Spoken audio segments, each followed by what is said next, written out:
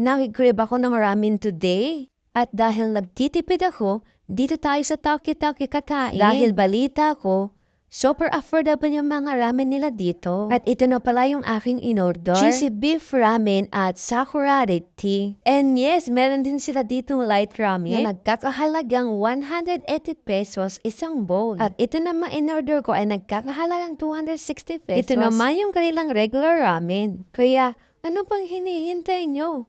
Kainan na. At malasa ang sabaw nila at hindi siya nakakaumay. At syempre, nagustuhan ko din yung kanilang noodles. Sakto, maulan na rin ang panahon ngayon. Kaya perfect talaga mag-ramen dito sa Toki-Tokyo. So, what are you waiting for? Tara na at mag-ramen na tayo dito sa Toki-Tokyo. At yung sakura red din nila, may halong Yakult. Grabe! Sobrang nabusog na ako dito. At next time naman, susubuhan natin yung kanina ibang pagkain. Excited na akong bumalik dito. Kayo? Excited na rin ba? Sobrang nag-enjoy talaga ako sa kanilang cheesy beef ramen. So, paano ba yan? Hanggang sa susunod na kainan. Paalam!